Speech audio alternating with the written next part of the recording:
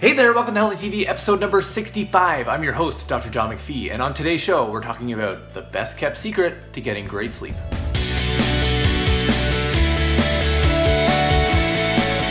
Before I get into revealing this big secret, I wanted to take a moment to thank those of you who engaged with the video last week.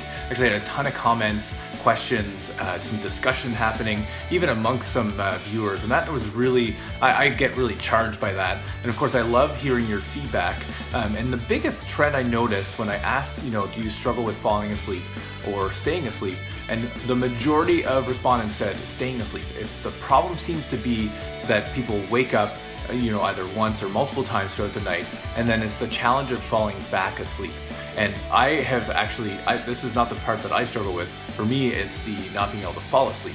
So I can't relate, but I can understand how frustrating that must be. And so what I'm gonna do is for next week's episode, I'm gonna dive deep into giving you some strategies to help address that particular problem.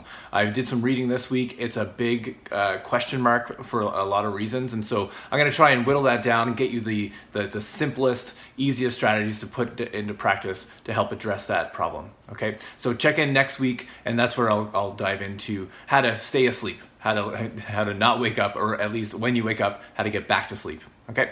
So, and the last thing I want to mention is this show today, I actually started off by wanting to go through a whole bunch of tips around bedtime routine. And I found that I just had a whole bunch of stuff I wanted to talk about. So I've actually just written up as a blog post. It's easier that way. So you can go and consume that. Just follow the link above and you'll find 5 tips to creating the best bedtime routine. These are ones that I've used myself. I find it's the best way to get me prepared for sleep. And just as a kind of quick snippet of this, I think a good way to think about it, if you've had children or you know friends that have children, you've probably heard the meme around, bedtime routine, right? And the fact that in order to have your kids have good sleep, they need a routine. It needs to be consistent night to night.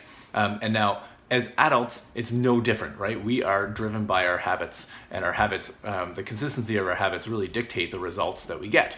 And so having a bedtime routine that's consistent that we follow every night or most nights will actually give you the best chance of having great sleep. And so in that blog post, I go through 5 simple things that you can add into your bedtime routine. I'd love to get your feedback on that as well. Now, on to today's show. I wanted to share with you this best kept secret to getting great sleep. And the secret is actually, a little bit tongue in cheek because I'm the one delivering it. But, I've noticed in practice, it happens multiple times a week that people comment, man, I'm just getting such great sleep since I started under chiropractic care. And I'm not tooting my own horn here. I'm going to explain why this is the case. It's actually quite logical. But I'm going to cut through some pictures here. This is a wall in our practice where this is our wall of inspiration is what we call it. We've got hundreds of pictures of happy practice members here. And I'm just going to zoom in on a bunch that reference sleep. And you can see how they list different bullet points of their wins over, various amounts of time. These usually range somewhere between like 2 months to a year in terms of the timeline. And so you can see there's just tons and tons of people that reference getting better sleep, right? Or improved sleep or amazing sleep. And that comment, like I said, it comes up over and over again. And the reason why, what's actually happening is that, for someone to be accepted under my care, they need to have distortion in the spine that's causing interference in their nerve system. Okay, that's the criteria that I'm looking for. If that exists, if that's the case, then I know I can help.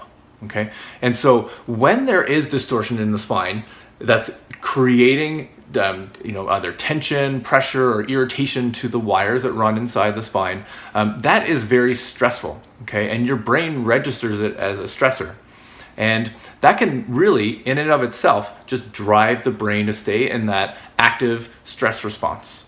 Okay, on top of that, it can sometimes cause pain. Not often, not always, so that's why we don't use pain as a primary indicator. But imagine if you've got this distortion in the spine, so that's driving this stress response in the brain, keeping you awake. And then you also, for some people, have pain on top of that. And that can also keep you awake, right? You've probably all experienced that if you've had, a painful back or painful neck or some other, arm or leg. When you're lying down, when you're trying to fall asleep, every time you move, and it might disrupt that joint or that area of the body, and you get a pain, a shock, that can wake you up. Okay, and so there's kind of 2 layers to this. And when we start to address that distortion in the spine, we get the spine moving better, that reduces the pressure or irritation on the wires, that reduces the stress on the brain, and it's better able to coordinate the hormonal systems that are responsible for putting you to sleep.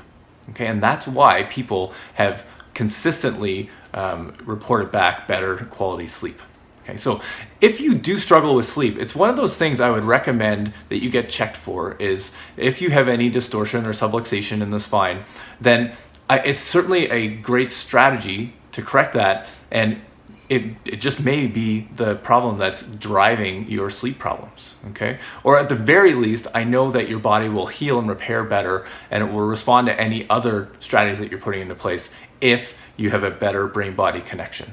Okay, so just to perhaps give you some like a next step to take, because this may seem like quite a lateral step for you to take. At the bottom of the blog post, you can actually, there's a button there you can click, and we can set up a free consultation. So it's just an opportunity for you and I to sit down.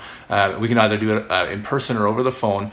And usually within 10 to 15 minutes, I can determine whether, yes, you're a good candidate for chiropractic care, or you know what, no, you're not the right, like chiropractic is not the right thing for you right now. You need help from some other healthcare practitioner, okay? And that just then leads us to the next step, where I would run through a full examination process if I think that you're in the right place.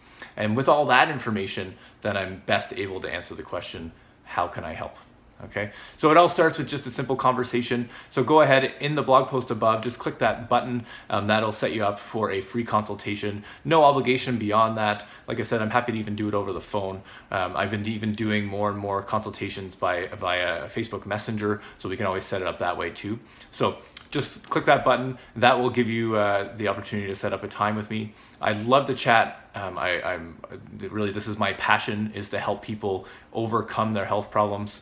And so I'd love to be able to help you overcome your health problems, in this case, how to sleep better. All right. So until next week, have a great weekend.